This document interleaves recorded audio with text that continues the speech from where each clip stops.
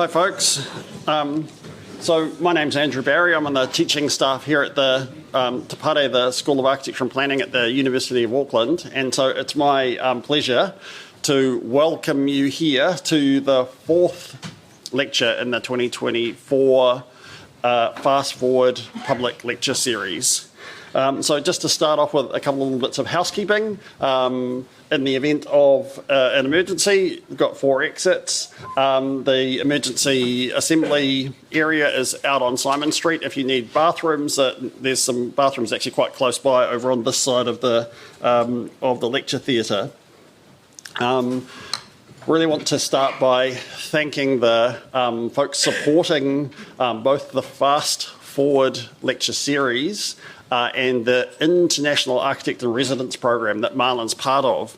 And so key in that have been the Warren Trust, based down in Christchurch, the Walter Linton Fellowship, and particularly JIB.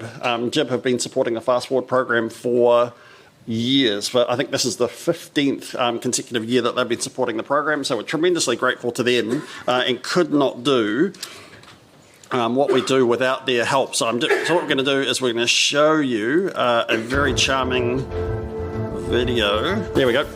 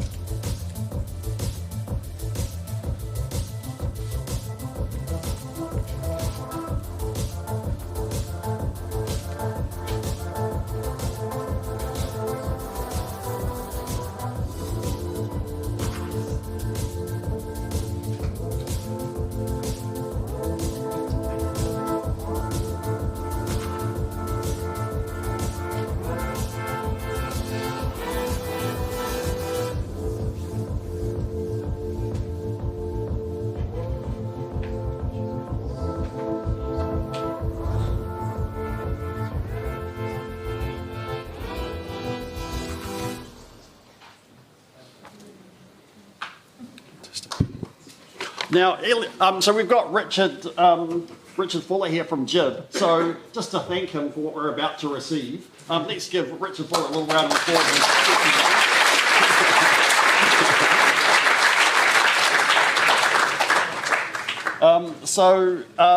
To introduce Marlon, so Marlon is the latest in the school's series of International Architects in Residences. And so this was a program that was started in 2010, bringing world-renowned architects to the school, both to teach and to give public lectures around the country, and also to give seminars in other architecture schools.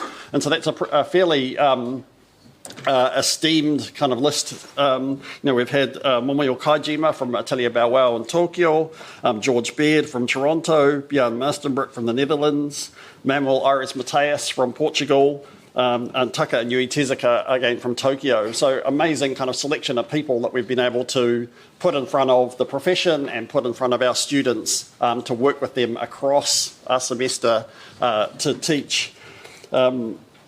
And we've been trying to get Marlon here since 2020.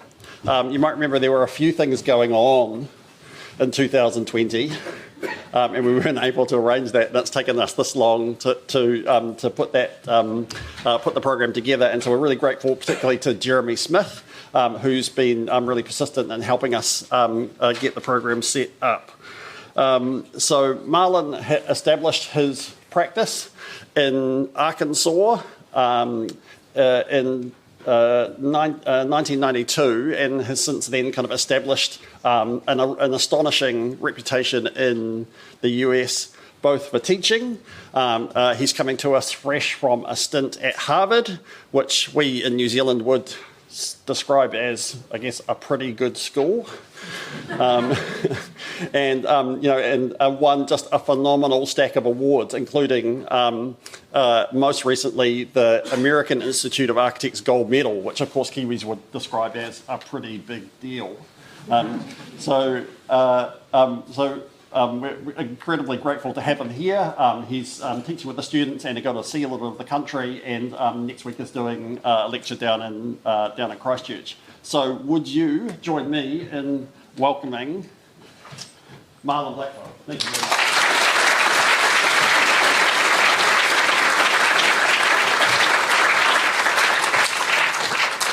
Wow. Okay. Well, good evening, and thank you, Andrew, and thank you, Jeremy. As the two of them together have, I don't know, we've had a lot of adventures far away from each other over the last 3 years, just trying to get to this point. So it's really great to be here, and really great to be teaching at school. Got some of the students here, I hope, in our what we're calling our figuration studio, and we really kicked it off. We've kind of launched into this studio already, and in quite a lot of detail. I know this is just some of the work from this morning. In less than 24 hours, they, each were giving these sort of wonderfully strange figures to interpret and kind of document through models and drawings and analyses and so forth, and which will kick off this whole rethinking, remaking of Queen's Wharf, at least on the closer to the Quay Street. So really rethinking about the wharf typology and how you might want to rethink that through, these strange little figures. So we'll see where it lands. But really pleased to be here, and just pleased to be working with the students, and pleased to be seeing some of this amazing country. We had a great experience this weekend on the Coromandel Peninsula, I think, at Otami Beach and Rotorua and Hobbiton. I don't know if you've been to Hobbiton. I hear most New Zealanders don't go. But nonetheless, we had a great time there. It was quite, my daughter works in Hollywood, so she was raptured that we got to go see this. So in any event, before we get going, I know there are probably a lot of folks, Arkansas, if New Zealand's far away, even in the U.S., Arkansas is considered far away. So I thought it might be good just to introduce, in some ways, a little bit about what we're about in a short video.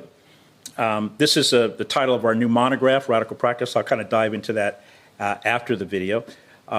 But this video was made for the Cooper-Hewitt National Design Award, which we were fortunate to win back in 2016. And I'm also very fortunate as well to have my partner and the founding principal, the co-founding principal, I should say, of Marlon Blackwell Architects, Ati Blackwell, who's here, who's my collaborator, but likes to put me in the spotlight for some reason.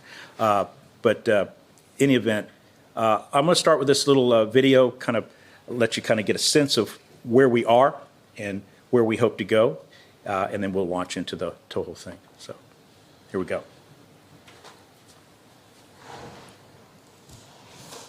So I live, practice, teach, and build in Northwest Arkansas, home of the Ozarks, the home of Walmart. We like to call it the land of Bill and a billion chickens. Geographically, we're in many ways located in the middle of nowhere, but more and more we feel like we're considered to be close to everywhere. Arkansas, I consider an environment of real natural beauty and simultaneously one of real constructed ugliness.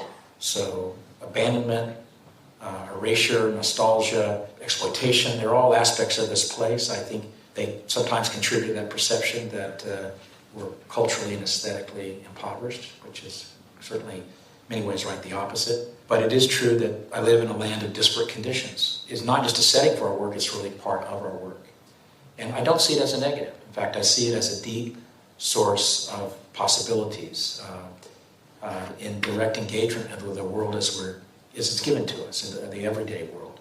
And by choosing to stay for the last 24 years here, what have we been able to do is turn over the rock and discover the underbelly of our place, the visceral presences and the expressive character that really informs and sustains our efforts here. Now, I'm working from a very simple conviction that architecture is larger than the subject of architecture.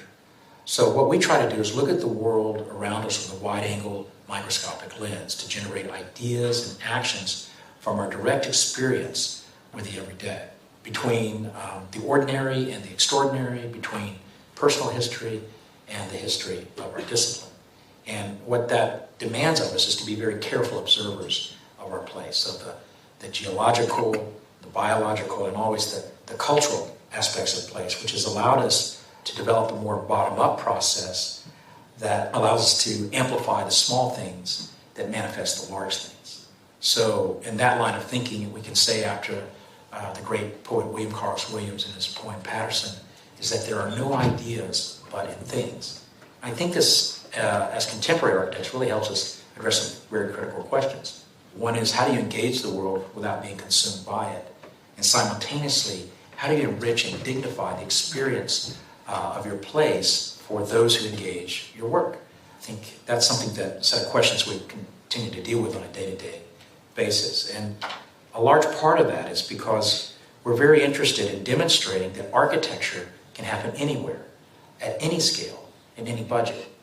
So we take on all comers, all projects, from the prosaic to the honorific, from a free health clinic to the new architecture school, in an attempt to use design to develop a culture in communities where you typically wouldn't expect to find it.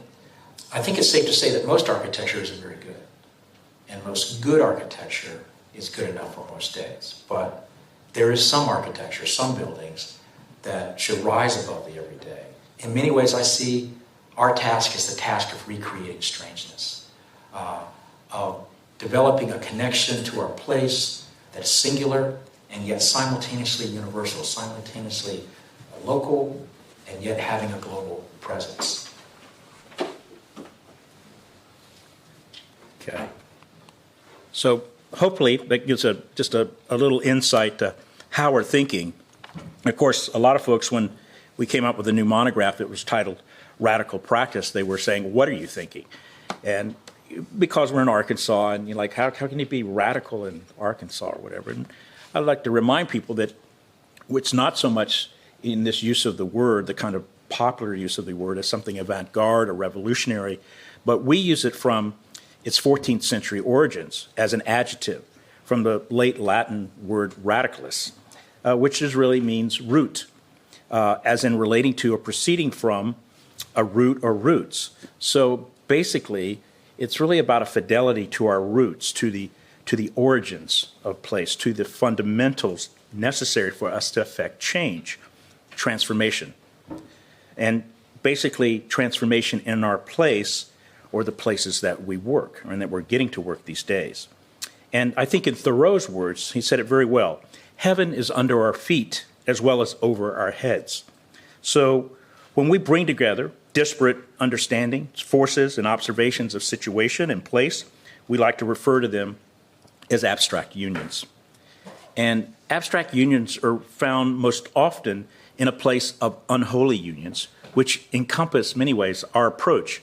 It helps us address questions of practice versus theory, of engagement versus detachment from the world, and questions of form.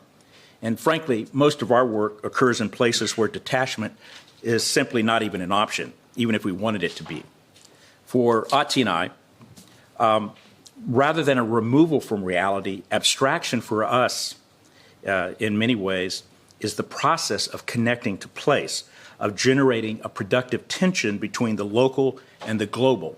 I like to call it the glocal. And always looking for possibilities for using an economy of means for a maximum of meaning. And let me see if I can get this to work here. Yep, here we go. So we're a firm of 27 people, like I say, based in Fayetteville, Arkansas.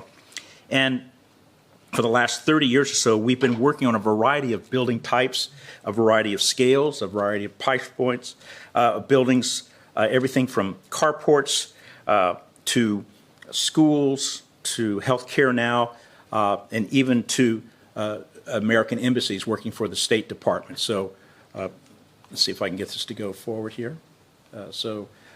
Just to kind of give you an idea of where we're working locally and nationally in the U.S., but also because of the State Department, the embassy work more globally. In fact, working on a new project in Durban, a small consulate in Durban, South Africa, and a new American embassy from the ground up in the poorest country in the world in Bangui, Central African Republic. So it's given us a great way to kind of operate from a variety of different scales and different types. And from this perspective, there's first and foremost a core principle at the heart of our practice, and radical in many ways in its fundamental simplicity. And that is the assertion of the making of buildings and places as a constant, authentic focus. And embedded in this assertion, however, is the proposition that architecture must possess more than projected or speculative character, that architecture fundamentally requires material substance, tectonic construction, and lived experience. And that, on these terms, architecture just as fundamentally is located, situated, and placed in the world. So for us, place is the canvas, architecture the medium, and it's shaped by the forces of nature and public life, and is particular to local form. So we like to say that we operate and we make work in the place, of the place, for the place, and at times necessarily out of place. This is our office here in Fayetteville, where we took an old mercantile building from the 30s for $69 a square foot, and using some paint and kind of rethinking of the existing window openings, sort of transformed the whole character of this building, both outside and inside. Now, place for us is defined as a tangible representation of that intangible society that lives within it, something we like to call placeness. So to make an architecture of placeness, it's really necessary for us to embrace everything about a place, even the bad things, to get below the surface, to get to the underbelly, so we can understand these things and incorporate them in who we are and what an architecture of the place, in the place, and for the place can be. And so often, this is really a story of transformation and engagement with challenges much larger than any one person. When you come into our office, you're always confronted with the bear. I have a story. I used to be a wrestler, and I had to wrestle a live bear at one point in high school. It's a long story, usually told over several bourbons. But it's an existential thing that we kind of confront in the office, is being able to take on those challenges much larger than you and taking on them willingly and being willing to deal with the uncertainty and difficulties of our profession. In the process of kind of transforming our building, we thought, what could we do with some paint on the side? Because we had, other than these windows, no other way to transform this existing kind of rather derelict building. So we hired this one guy who hired to paint stripes on the building. It took him 4 months to paint all the stripes. When he finished, he said, I said, well, this looks great. And he goes, yeah, I think I did a good job. He said, next time, I'll call you. You don't call me. Okay. So anyways, so part of our transformation story. But it does remind me very often of a story that I like to tell that originated in Fayetteville, Arkansas, back post-war. And we're really known for our post-war architecture in Fayetteville. And it started with a family, the Fulbright family. You may have heard of Senator William J. Fulbright scholarships. His family owned a mill. They used local white oak to make farm implements, wagon wheels, axe handles, plowshares, a host of different implements. And post-war, the inventory there was beginning to build up. The demand had dropped.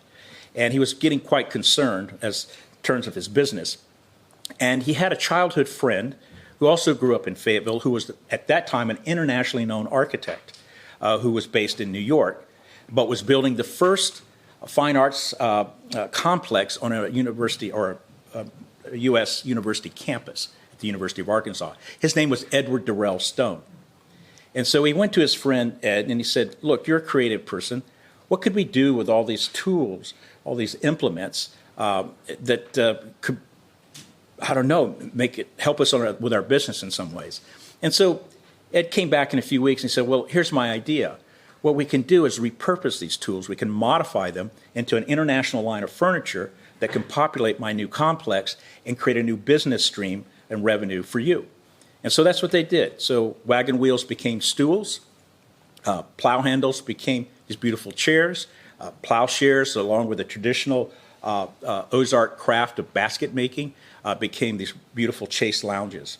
And so they created a whole international line of of furniture through these repurposed tools. So basically taking what the world had given to them, what they already had, and finding new ways to represent it on their terms. And very much that is what we're involved in doing. And it can have immediate impact, which it did locally there with the business and with this new fine arts complex. But if you go to New York today, go to some place like the Cooper-Hewitt Design Museum, you'll find these very same implements. So that impact, that effect, that ripple effect goes well beyond the local into the global and more universal. And that is that kind of exchange we're looking for in our work, where the new develops out of the old, and the old, however, is changed in the light of the new.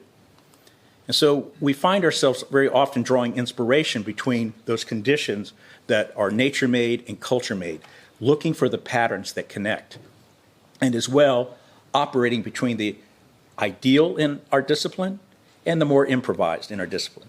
And not seeing one as a positive or a negative, but understanding our task is not to resolve one to the other, but to find resonance between these conditions through the things that we make. It's very important to how we operate. And just a quick note, I started out in this world with aspirations to be a cartoonist, and cartooned for all the way through college just about, and only recently discovered in the last 10 years or so that almost every building we do is understood as a visage and understood through section. So we've kind of developed a whole genealogy of these different buildings and their iconographic character. And so the expressive character is captured through this economy of marks that you have to do in a reductive way as a cartoonist to communicate. And so in the same way, we think about that relative to buildings. So I'll start with our first building. We like to call it Radical Profile, which is the St. Nicholas Eastern Orthodox Church, a small congregation in Springdale, Arkansas, that was worshiping in a rundown office building in downtown Springdale. They have a very aestheticized form of worship, and lots of symbols, lots of rituals, lots of icons, and this was not a dignified place in which they wanted to worship. And one of their parishioners died and left some money, so they were able to go out and buy a piece of land, which they did out near the interstate, and they had about $100 a square foot left over to build a building. They wanted a new sanctuary and a fellowship hall. And located on this piece of property was a house they wanted to keep for the priest, for Father John, essentially, and this one building. And we are out on the site, and they said, we would love for you to take this and turn this into a church. And I said, you mean like tear it down and build on the footprint? They go, no, this welding shed, can you make it into a church? We only have $100 a square foot.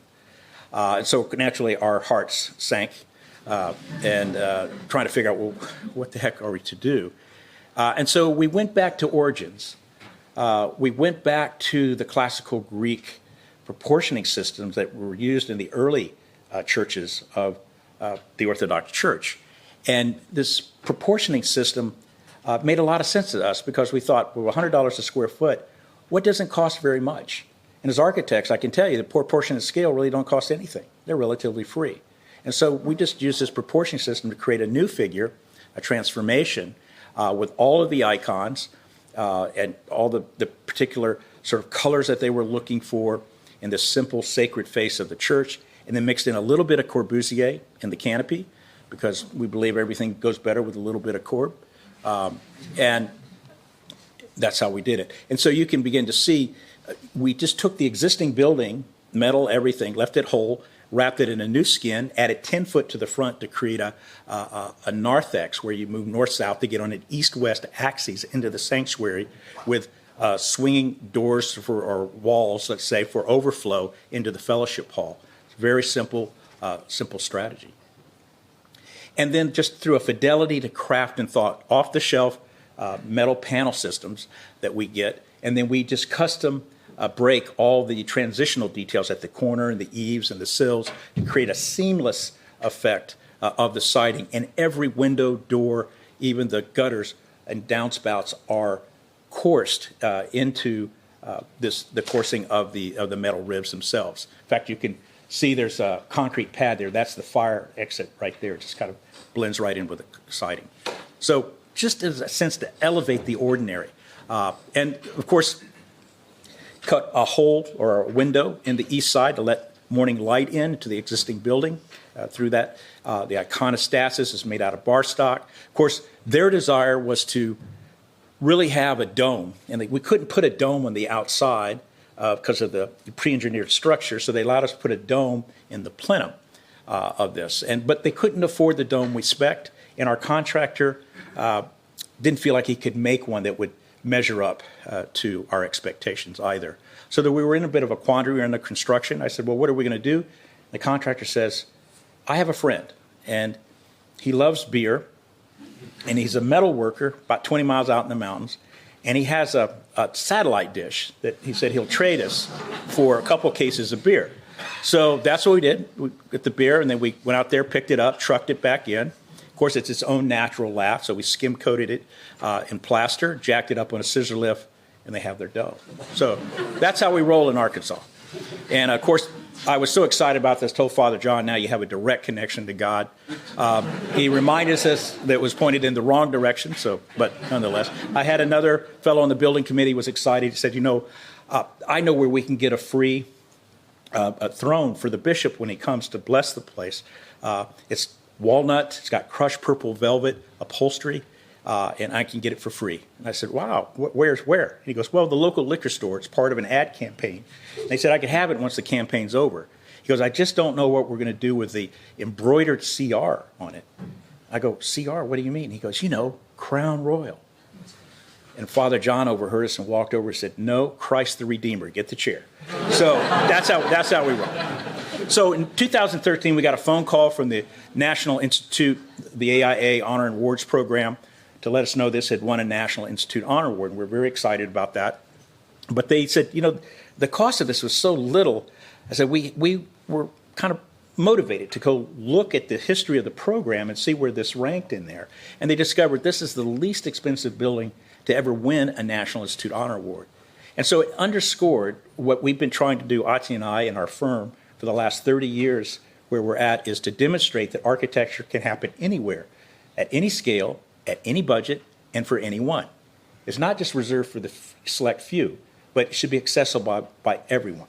And so that's something that has really guided us, this sort of using an economy of means for a maximum of meaning. And this has just taken this last Orthodox Easter with the processions around the church and through, and it's still a really a living thing, and the church is growing, and we're helping them expand as well. So thinking about transformation, we thought about it at the scale of, a tool into furniture. We thought about the scale of a metal building. Now, how about the scale of a landscape? So this is Shelby Farms Park in Memphis, Tennessee. It's the largest urban park in the United States. It's 4,500 acres. It's a park that was led by James Corner, Field Operations. You might know them from the High Line in New York. They were working on this project for several years before we came on. And the idea was to create an identity for the park, to get it into the black because it was constantly struggling to survive, to help with its socioeconomic and racial diversity, which it was very uneven. And so we were asked to work in the heart of the park, 200 acres, on an expanded lake, to develop an ensemble of buildings that would create revenue and increase program activity and identity for the park.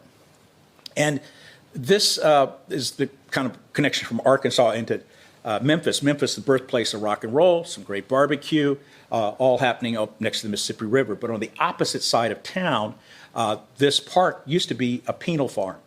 And so prisoners worked this 4,500 acres for 1920s to the 70s, developing crops as well as blue ribbon cattle. And they used that to feed themselves, and what wasn't used by them was sold off to the county.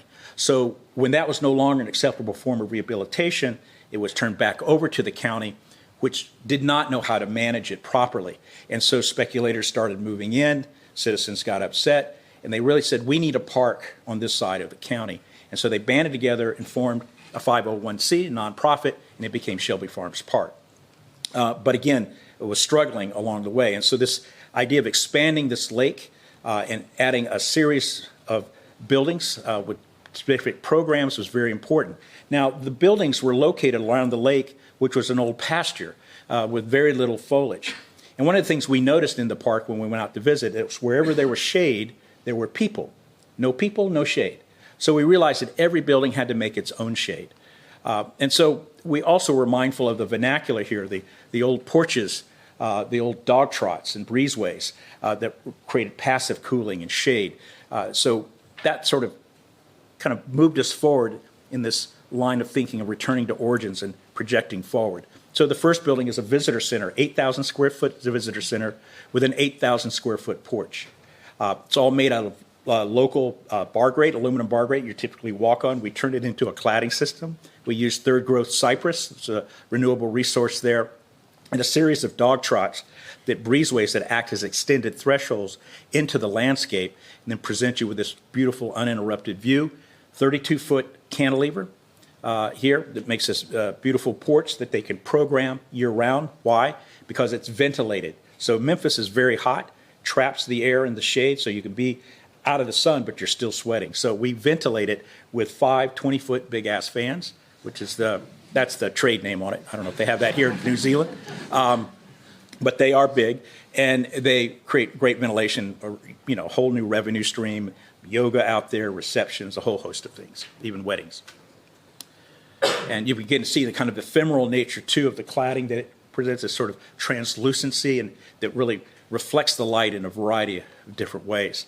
And a beautiful configuration of the land that field operations did for each of the buildings to get them to sort of marry together and resonate with the landscape. Picnic pavilions, we call the crickets. These are booked out for months at a time, big with families and family reunions, really popular. And those are sort of sprinkled around the edge of the lake. Of course, the spaces between these different figures is very important, as well as how they're programmed with activities like water play. This is the boathouse with its kayaks and canoes and concession stand here, all using a similar palette of materials, very, just the bar grate, zinc like metal panels, and a little bit of wood when we can. The event stage serves the events lawn for concerts and such, but also for events on the lake as well. And when it's not being used, of course, it makes a great shade pavilion in and of itself. And then finally, the Restaurant Event Center, which kind of works along the edge, the sort of south edge of the lake, and is the kind of the largest 500 capacity conference center, but has a really great restaurant, which is quite lovely because it's all about this interface between the lake and that public way and the folks here in the event space, but as well as the restaurant, an 80-foot deep port, all ventilated, more seats outside than inside. So it really sets up some beautiful views to the landscape, especially at sunset. So what has happened since this is opened? Well, the attendance has doubled. The diversity issues they were confronted have been resolved and have increased by over 50%.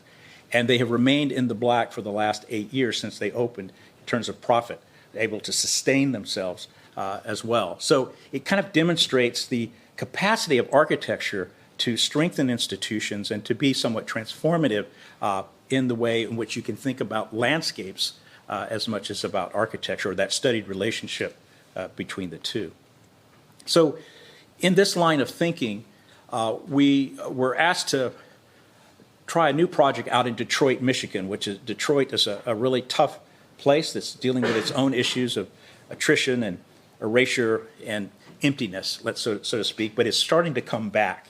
And there was a college there called Marygrove College, which is a traditional African-American liberal arts college located in 6 Mile in the McNichols-Livermore neighborhood, that had started to lose students and enrollment, got into financial trouble, and eventually had to shut down this entire campus. And the Kresge Foundation stepped in and came up with a way to repurpose this campus from what they call a cradle to career campus. So from the time an infant, when it's born, even prenatal, and all the way until they're 20 years old, they can go to school here and create a kind of trajectory of lifelong learning and opportunity as they leave here. And so the cornerstone of this was the Marygrove Early Childhood Education Center, 25,000 square foot, 1-story facility for prenatal all the way to kindergarten.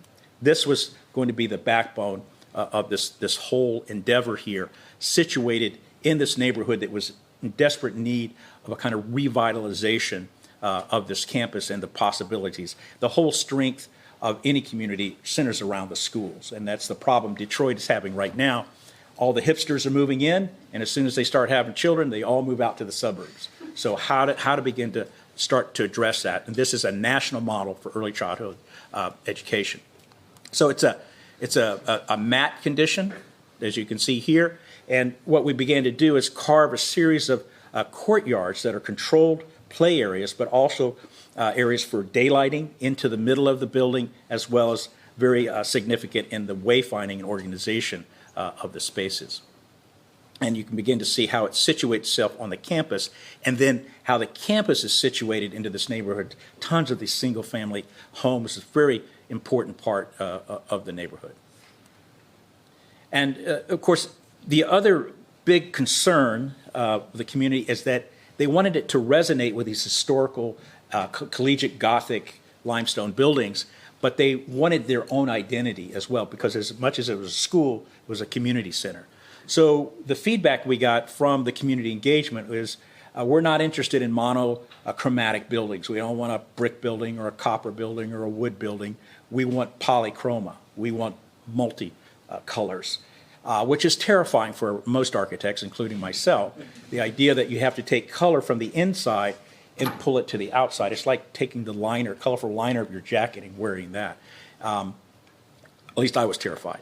But we worked together as a team to find the right material that would be resilient, which was a glazed terracotta panel, a rib panel, and then developed a whole palette of colors that would be at once, how would you say, punchy, but also resonant with the limestone and contextual. And in my discussions with Wendy L. Jackson, who's the director of development for Kresge, we both found a commonality of what we're after here, which is this idea of a coat of many colors, a kind of a unifying quilt of inclusion, let's say, that speaks to about the diversity in these neighborhoods and is somewhat representative of that. And we were both reminded of our experiences visiting the quilt ladies in Gee's Bend, Alabama. I'm originally from Alabama, and I knew of these folks, these ladies that live in a remote part of Alabama that would take discarded rags and then stitch them into quilts that were useful, everyday objects or artifacts, but also beautiful works of art. In fact, they're displayed in the Museum of Modern Art in New York today.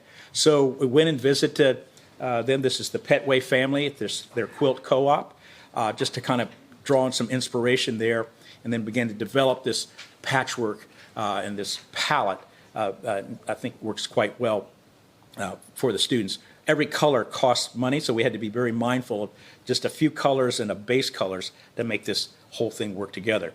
And then we animated the facade through the grabbing of light from the side, light from above, light from the front, and it created these sort of spatial articulations of the windows.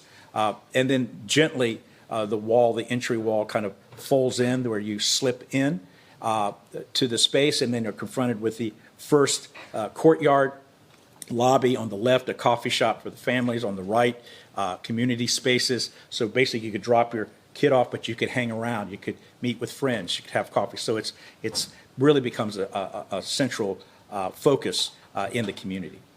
And these, again, are education. These are outdoor classrooms, as well as play areas, as well as social areas, as well as places for solitude as well. And all of the classrooms are really thought about not only how they operate as a classroom, but how education can operate in every space, outdoor, indoor, and even in the circulation spaces. They're always considered spaces for learning. Here we're carving out a reading room out of a circulation space here. And then every classroom has direct engagement with the outside, so doors open up, you're having a lesson, making a point on the inside, you can take that, transfer it immediately in an analogous way to the outside. Very important. And you can just kind of get a sense of the various ways in which these are landscaped and the types of activities for play, for eating. They can have their lunch out here. and it's all in a controlled environment.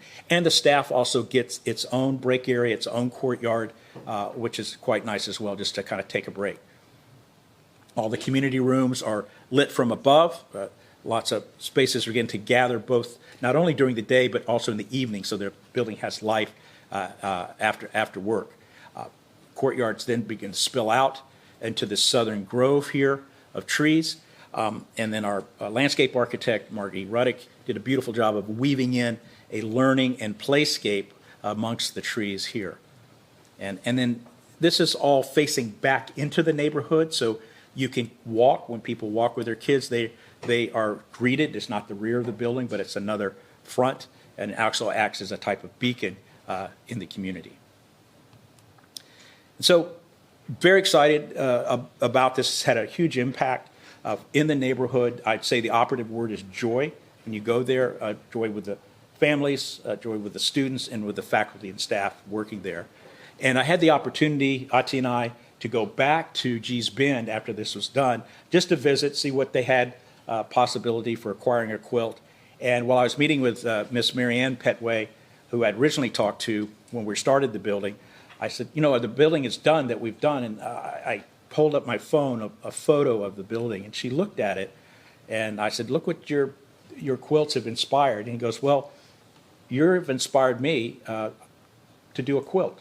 And so the whole thing kind of circled back. You know, it's just the way these things often work.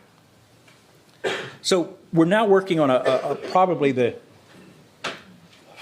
other than the embassy, the largest sort of domestic project we've ever had the opportunity to work on. An important project. It's a national center for health, for preventative health. And it's located on the campus of the Crystal Bridges American Art Museum in Bentonville, Arkansas. Now, this is Arkansas. It has the kind of natural beauty you find here in New Zealand, I think. And we're really defined by our karst topography in the Ozarks and our forest. How would you say, the forest and the caves, so to speak. And that was something that really informed our thinking about this new National Whole Health Institute. And this is the funder or the patron is Alice Walton, one of the hires to the Walmart Foundation, and on, again, the campus of her American Art Museum. And the thing you need to know about the Arkansas, or Ozarks, so to speak, is that it's really tough to grow anything there. Our cash crop is rocks. We have a lot of rocks. And it's just kind of hard scrabble place. And so there's a whole tradition of building with rocks there. This is the campus, as you see it. So in red, you'll see that National Whole Health Institute we call it the Heartland Whole Health Institute on your left, lower left, and then its companion parking garage, the Crystal Bridges Art Museum, which kind of bridges over an existing stream, and then a new preventative health medical college that's also being built in the upper right-hand corner. The American Art Museum is designed by Moshe Softy, which you might be familiar with, and it's really a stunning, the most important American art museum in America since the Whitney, built in the 50s. But this use of stone is something that's been going on for decades in northwest Arkansas, where they take the field stone and just lean it up and fit it in and make a cladding for these structures, houses and churches. It's a vernacular. We call it giraffe stone because it just looks like giraffe. So we thought that would be an interesting way in which we could make our connection to place to kind of rethink how this vernacular could work and project it into the 21st century. So the Whole Health Institute is a kind of rethinking of how health services are delivered, and also setting up something that, it all starts with the local. So these are our own interpretation of the giraffe stone, the idea of the cave, in which the building, the offices, and so forth sit upon, the forest upon the cave, as you see here. And it's programmed with a series of exhibition spaces, event rooms, consultation rooms, meditation, yoga, a whole host of things that deal with life management and well-being. And, of course, sets up as an extended, again, threshold into the campus as well. And so this idea of the forest and the cave are sort of manifested through material, and in this case, not wood, but pre-weathered brass brise-soleil fins, and this local rock and the rope joints in which we kind of put that together makes a beautiful palette, one very light and one solid. And I'm going to show you some construction photos because it is under construction, scheduled to be finished January of next year. But it's really starting to come together with its brise-soleil and the stone base and the beautiful rethinking and reworking that the masons have done in using the stone. The building is very gently curves and flows, both inside and outside, kind of around a ravine. It kind of encapsulates an event lawn, lots of activities for the university as well as the hospital work. And then sectionally along these ravines, there's an interface here, not only with the garage, as you see, has a plaza down into a ravine, a playscape here, but the whole Hell Institute, its interface with the ravine as well. So it creates a series of cleaves and porches and cave-like spaces for activities and places to hang and linger. So this is the basic formal 3D aspects of it. And then just some renderings as it starts to come together with a community porch and a series of porches underneath, shaded areas. So it really kind of turns the institution inside out in many ways. And here you begin to see it, again, under construction with its two-story community porch here. And our strategy was very simple. It was really inspired by the sort of strided bark of our local oak trees.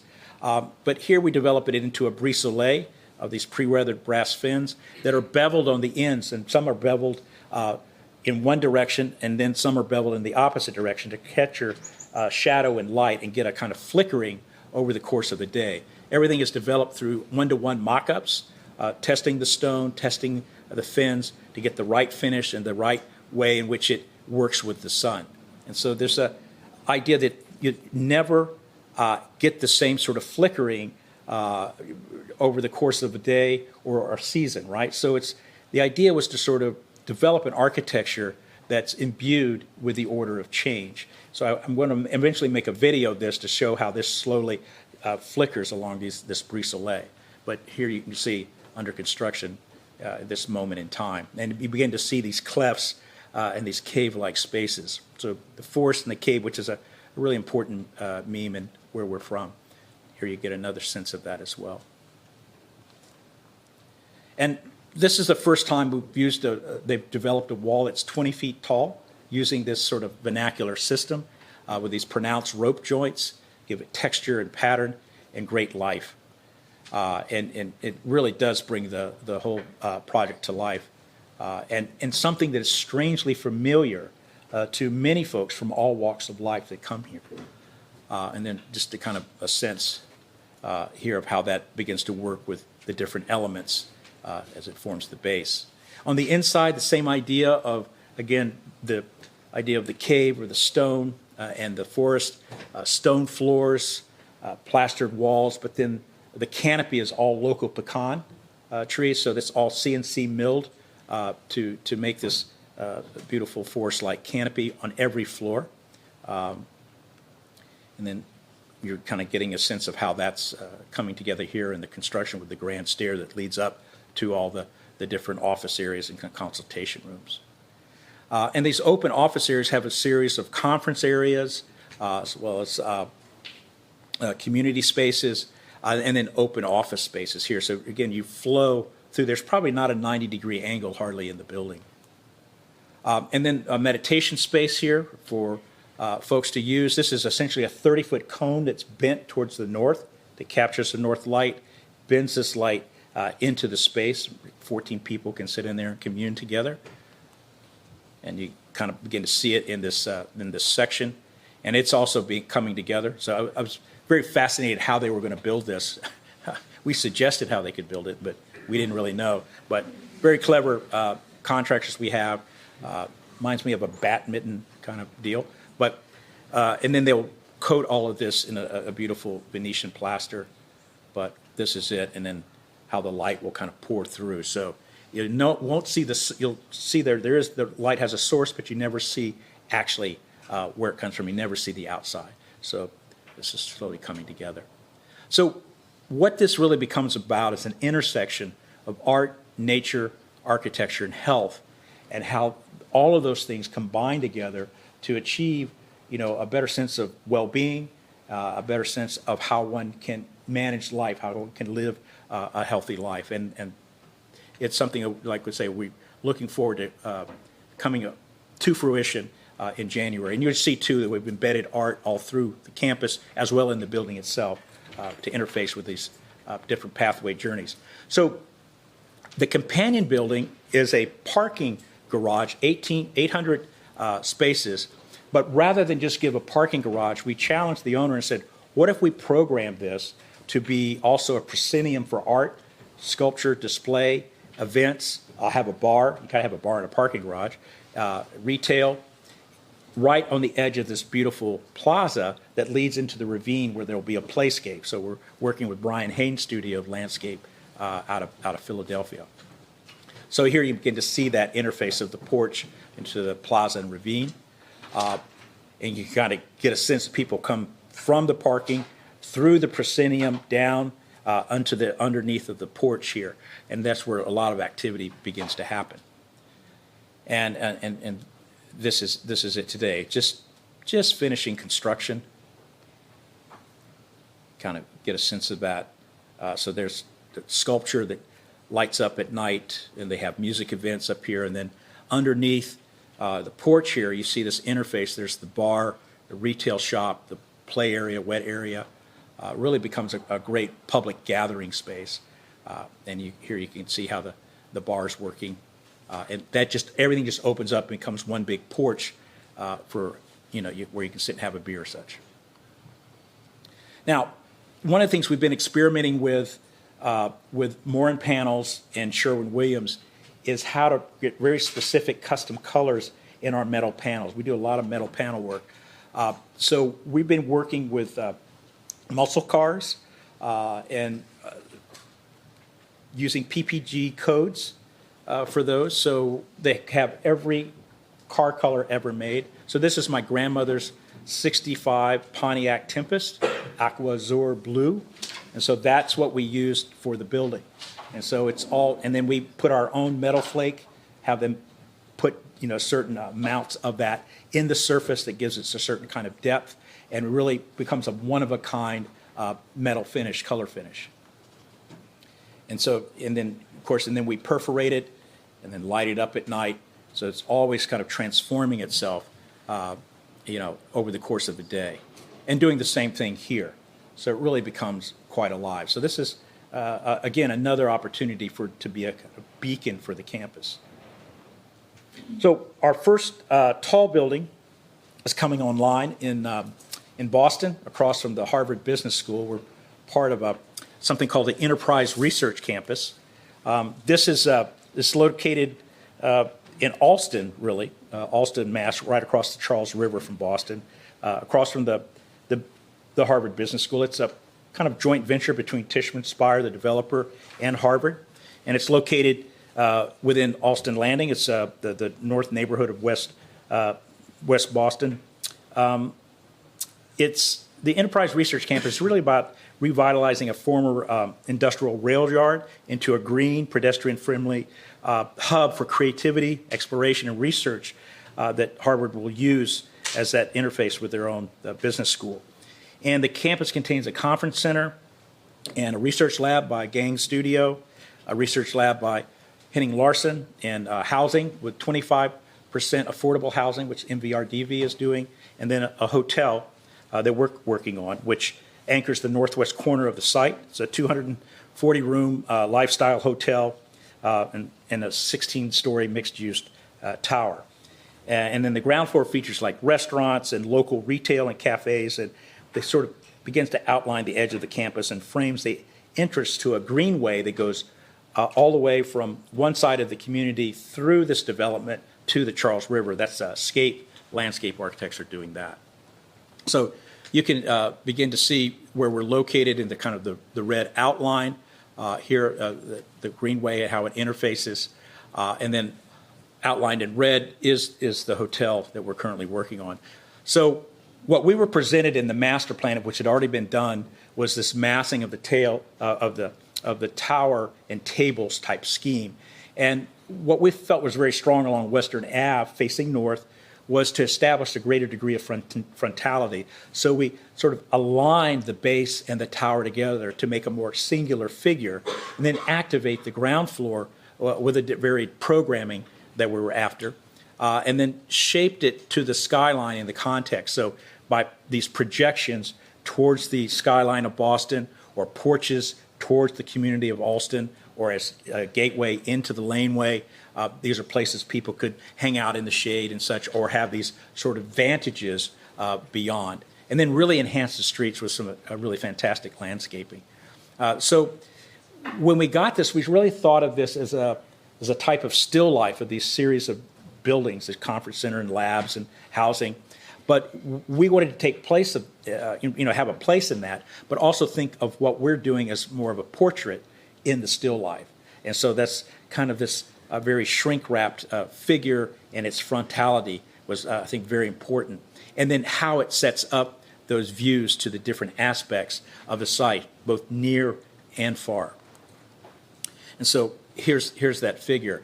And then the material logics are very simple. 3 sides of a curved, slightly scalloped, lustrous metal cladding system, and then the north side, a shrink-wrapped glass curtain wall system with reverse reveals in that. So rather than mullions, you get reveals. And this is it here, or at least renderings. It's currently under construction. I don't have a lot of construction photos of it, even though it's topped out. But you get the sense of the idea of this different sort of projections and the type of cleaved spaces they make, the way in which the streetscape is made and articulated along the lobby area of the hotel, as well as the different local retail, and then how that all kind of works together to create these sort of different community rooms along the street. Street rooms is what we're calling them. And then you see the slightly scalloped, how that'll create this sort of shadow play in the articulation. And then again, one-to-one mock-ups. These are all the mock-ups for the different buildings. So they create a palette between the different buildings, all done by different firms, but trying to get those to work together. That was something the developer insisted upon. And so you get a kind of sense of it here, how that all comes together. And this will be completed the end of next year, and looking forward to that coming together. And part of the idea was the life of the building on the north side is sort of transparent and exposed. So you can imagine all the different lights and curtains and all of that for the guest of the hotel, really activating that facade. So one of the things that we're constantly trying to think about is how we take the ordinary and elevate that, or how we take the everyday and enrich it and enhance it for those that kind of engage it. So we've gotten to calling that ennobling the prosaic. And oftentimes that's just taking an ordinary system, construction system, and recontextualizing it. In this case, the Quonset hut. And I have to say, some of the most beautiful, I guess they're not really Quonsets because they don't have the huge corrugations, but these kind of barns that I kept seeing in the landscape are absolutely stunning. The sort of barrel vaulted barns. I don't know what you call those here in New Zealand, but they're quite stunning. Anyways, here's our version. So this is the Quonset. You see this a lot in the U.S. Usually it's a singular figure out in an agricultural landscape. Light industrial, you might find somebody living in them, but that's typically how you find them. We were challenged by a developer from Detroit who had begun using these for affordable kind of developments, housing developments, to develop a mixed-use development in Fort Worth, Texas, in an emerging neighborhood, Magnolia Village, one of these neighborhoods that's sort of coming online. And we had to use the Quonset hut. So this is what we came up with. And it's a series of living units on the second floor. And at the base of that are work offices that can be combined. They're singular small offices for small businesses, but can be combined for larger businesses. A restaurant, grab and go, and a coffee shop and bookshop together, all connected by a public plaza. So it's a private-public interface. So rather than max out every square inch of the lot, the developer really wanted to create something that had more of a neighborhood vibe, and more of a public vibe. And so we're only 1.5 miles from a very famous museum there done by this guy named Lou Kahn. Of course, we were inspired by that. We thought, well, here's an opportunity to be inspired by something that's truly noble, and now we can take the prosaic and elevate that. And what we didn't realize that Kahn had been looking at the local stockyards when he was developing his scheme for the Kimball. So anyways, great minds think alike. We all are trying to return to origins anyways, or to our inspirations, to the idea of precedent and continue the project forward. So anyways, and these are very simple. They're all pre-manufactured. They go up in about 1.5 days. The huts do. We call them the huts. Once you have the base in place, everything ready to be anchored down. And then we infill those with the space glass on either end. You don't cut through those because it compromises the structure. But we wanted a cohesive language or vocabulary for all of the buildings, including the one-story buildings along the street. So what we did is we flipped the huts on their side and made them into cladding. And that gave us a lot of opportunity to resolve all the transition details and how you cut elements and windows and doors and things like that into it. So this is this sort of local, called the Spiral Diner vegan restaurant here, and then we kind of take those huts, also coat them in plaster. These become seating carrels on the inside of the restaurant here. Here we take a window and kind of extend it from the corner, and that window lights up at night. This is actually a view into the kitchen, so you see people making food before you go into the restaurant. And in a public plaza made out of recycled stone. This is done by Dirt, or Julie Bargman of Dirt, who makes great landscapes just using whatever's available. And she uses 2 trees, a pond cypress and a regular cypress. Most landscape architects I notice use these cypresses like edges or walls. She uses them like jazz notes to make space. And I think eventually these things are planted so close to the building. I don't know if she likes the buildings or not. She just wants it to grow into a forest. So we have this idea. She said, it's a machine in the garden, machine in the garden. I was like, okay. But you can begin to see this street edge, this urban street edge. They allowed the landscape to leak out onto the public street, sidewalks. Really fantastic. But here's some corrugation for you. And then how you make windows, how you kind of create these very simple improvised details to make this feel like a whole system. Along the alleyway in the back, of course, everybody gets a porch here, both the workers, work folks, and as well as the people living. It's a tough neighborhood, but we even shave the trees to look like the huts. So anyways, trying to get it all to work together.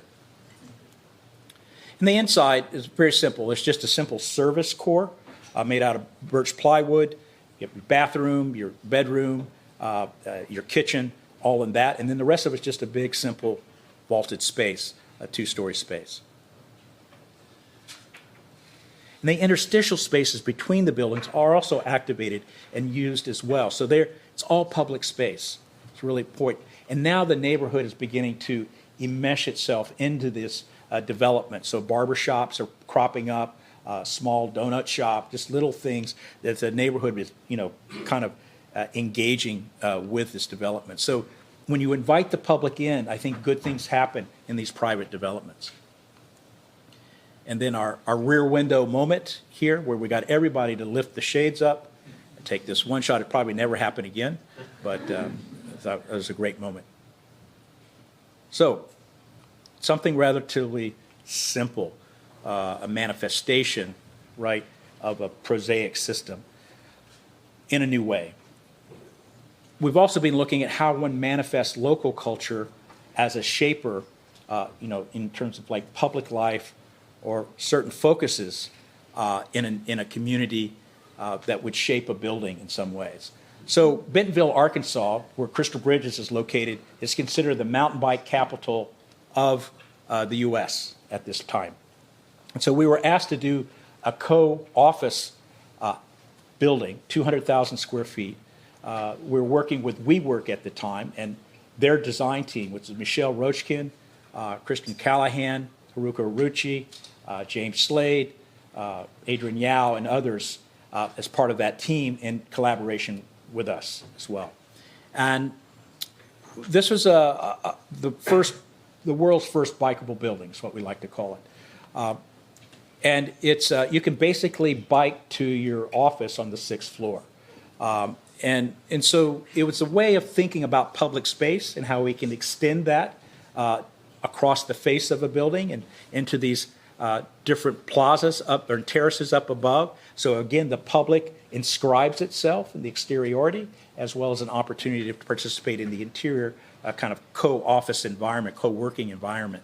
Now, WeWork, as you know, imploded during the COVID and for a host of other bad business decisions. And so Michel Rochkin, who heading up the architecture department of WeWork, and his team were let go. And so they sort of just formed their own entity. They had their own firms. And we just all continued to work together to see the project through and still maintain the sort of the vibe and the aspirations for this co-office environment. But it's very simple. It's primarily just copper and glass, very transparent. And then you basically, we cut a hole through it, another dog trot to connect to the city park from the sidewalk in the front. And then that's where you begin to get onto these very gently sloping ramps. And here you get said when you go up, the interior or the exterior describes itself in the interior. So you always have that interface of activity, mobility happening with also what's happening in the offices and these sort of contingent spaces for collaboration and for work. You wrap yourself around here. And then these places for pause to hang out and linger in these different terraces. Parking garage we did as well with giant public art on it. You kind of get the sense of it. The ramp is 3/4 of a mile long. It's the same distance that this building is from the local town square, about 4 blocks away. So great way to get your 10,000 steps in a day. And this massing, this stepping, this kind of zigzagging of the ramps created a really interesting massing opportunity where you take a 6-story building, which is the largest building in this small town of 50,000 people, and you scale it back. So where it interfaces at the street level, it feels like a 1 or 2-story building.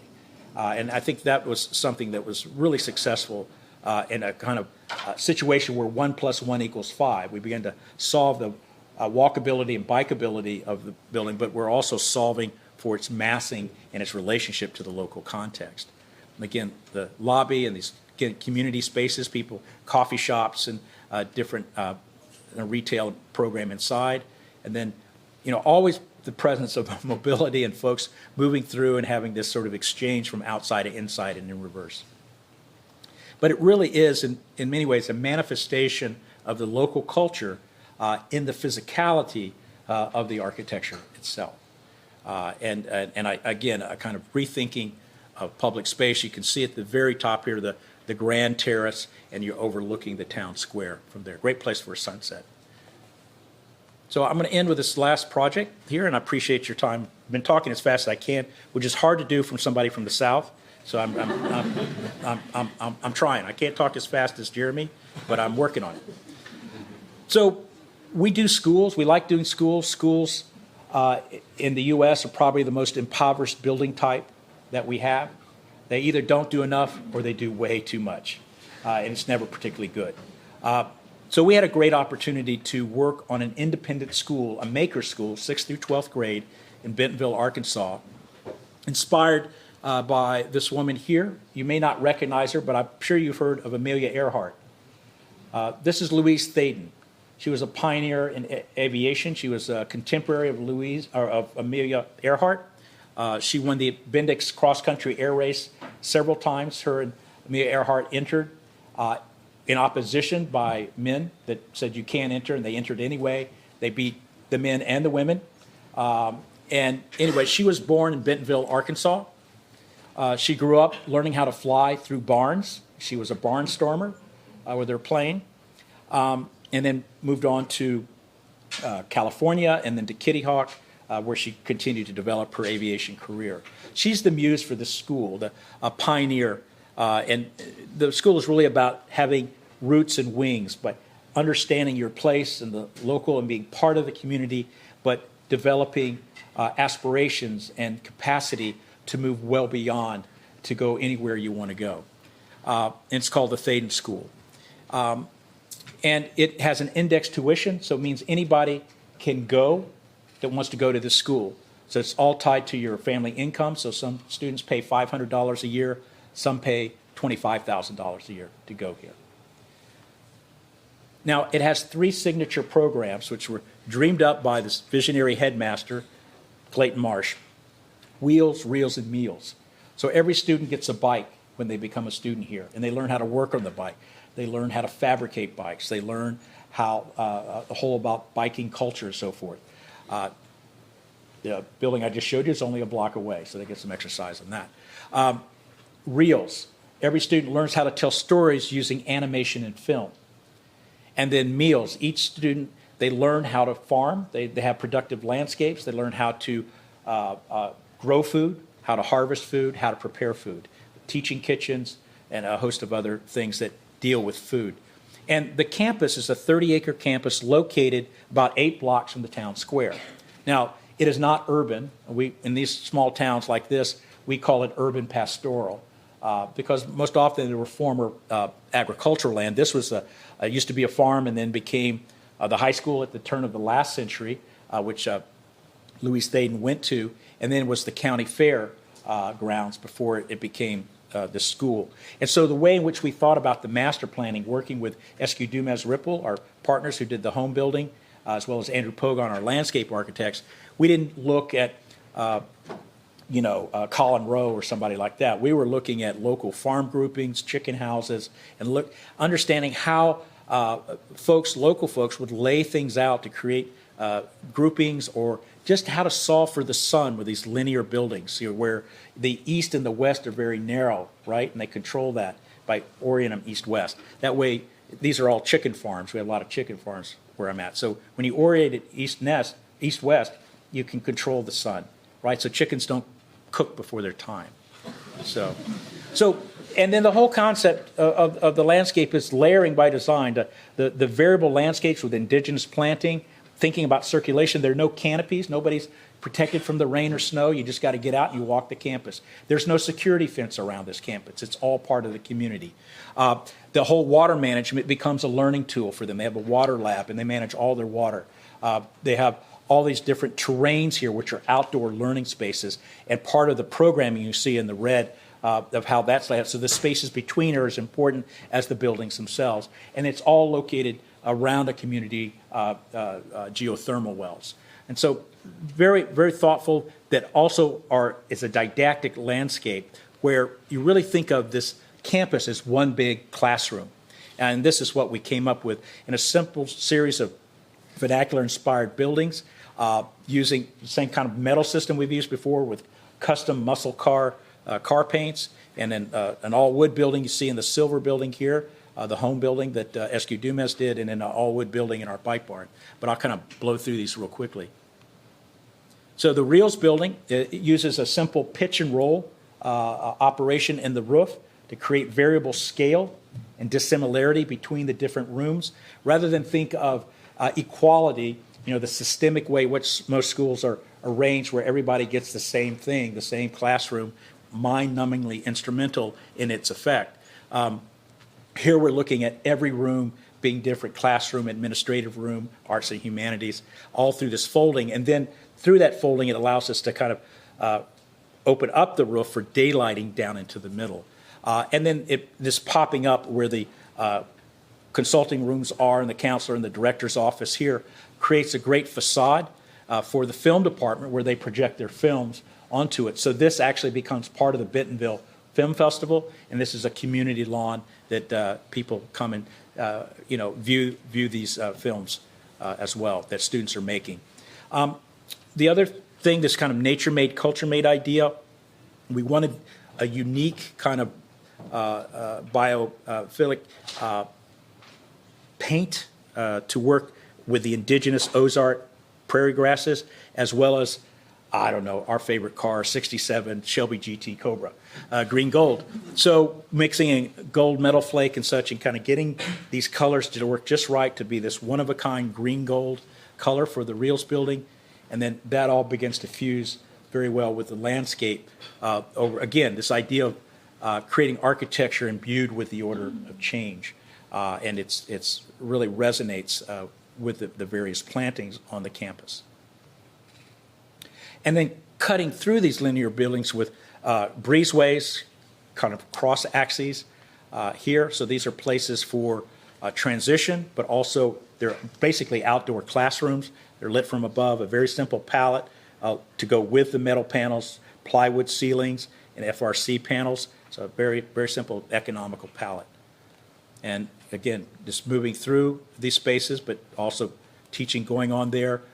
The most social space, which are the hallways, circulation spaces, and here daylighting is brought into it. Every classroom has its own section that's different and its own immediate connection to the outside as well. And that way we can also scale the building relative to its context. So as this building approaches the boulevard, which is only about 30, 40 feet away, it scales to that. We interject a brise soleil that works for light and sound on the west side, creates a great space for this student lounge and study area. And then flipping back on the other side of campus with the sister building of the Reels, the Wheels building, which has the fabrication labs, the bike shop, the wood shop, all these project labs. We developed an interface with a porch, a screen that breaks down the western sun, but also creates a place for students to bring their tools out onto the sidewalk. They have a service engagement program for citizens working on their bikes. So that kind of begins to show that. And this is all along Main Street. So we're thinking about how we build on Main Street on the south side of the productive landscapes here where students learn to grow food and harvest food. And again, the green kind of works quite well with that. And then the project labs, both in the classrooms, but even in the hallways, there's never just for one role or one activity. It's in this case, it widens out and becomes project labs, collaboration projects, and then the columns become latrines in which the products or outcomes of those collaborations are featured in. And then the bike shop with their whole bike program, where they learn to repair bikes, fabricate bikes, all aspects of biking culture. And then the adjacent building is really the theatrical building, the performance building for in music, drama, and it comes with a 300-foot long loggia with an urban edge. This was really designed while I was at the American Academy in Rome, so a little bit of Rome kind of creeped in there. But it's basically an open plaza on the corner rather than putting the building on the corner. So it captures that. Again, the public nature of this for pedestrians, for bikers, and kind of a big deal in a small town to have an urban furniture. And then not to be outdone by the other buildings, we have a gold green 71 Camaro that we used here to develop this whole palette for the cladding on the Performance Center, along with its googly eye window into the auditorium. So the stage is at the ground level, so students in the wood shop across in the Wheels building make sets. They roll them across the campus there and right onto the stage. The rake of the seating is reflected in the kind of section as well as profile of the elevation, the outside. And there's no lobby for this building. The porch is the lobby. So again, it's also shared with the community. So the different types of activities are both with the school and the community.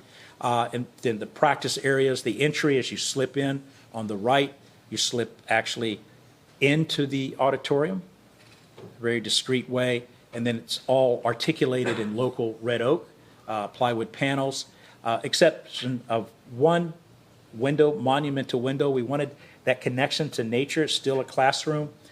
So rather than the hard planes of the wood, hard edges of the wood, this is all hand-troweled plaster, soft and curving, bending the light and shadow into the space to create a kind of a nice oculus, so to speak, a retoculus, maybe, to the outside. So it's a figure on the inside and a figure on the outside. Here, I've got a figure element, spatial proposition that we like to imbue in these different elements, and acts as a great backdrop to all the activities happening in the landscape, the big classroom. So the last building I want to share with you, the school, in the kind of, for their namesake, Louise Thaden, they were called the Barnstormers, and their mascot's an owl.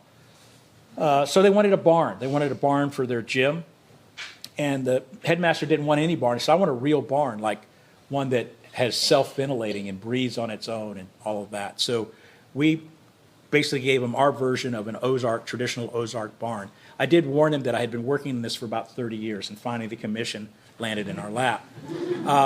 So it breathes through its skin. All those gaps in the boards, there's copper screen behind that, keep insects out, but for the most part, it's all self-ventilating.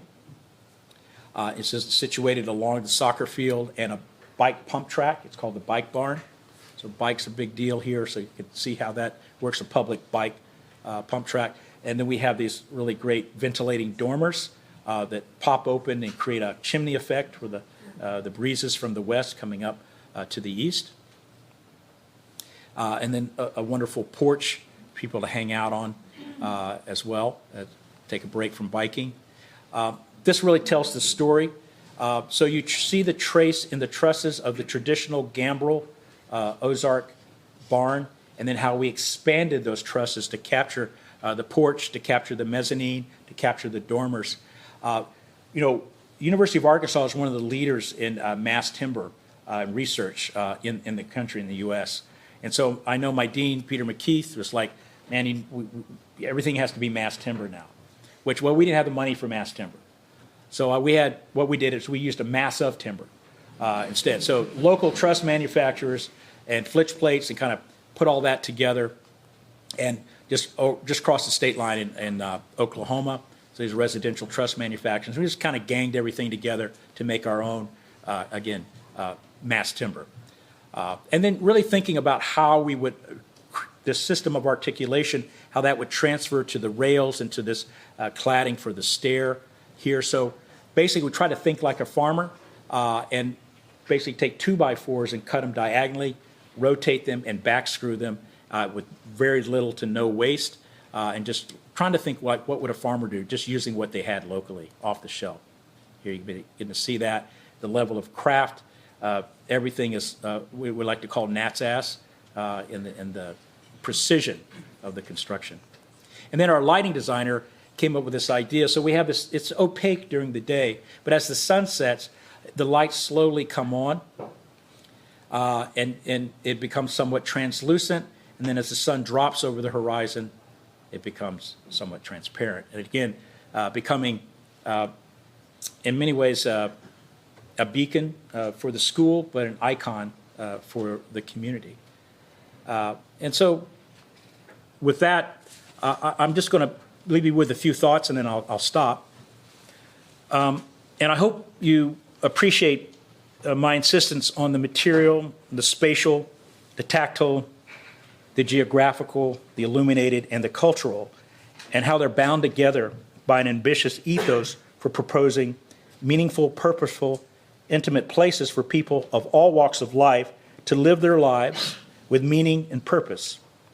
So how should we assess a society? Perhaps best by society's care for its children, for its elderly, for the less advantaged, by its equitable provision of a full quality of life to all, and thus, at least in part, by its architecture, by its humane social art. Perhaps, how should we assess the practice of architecture in that society? Probably best by its cultivation of literacy, of education, of civic gathering, of individual and collective worship, of physical and mental well-being, and thus, ultimately, by the demonstrated built commitment to architecture as a humane social practice. This is the fundamental and radical proposition we're making. Thank you.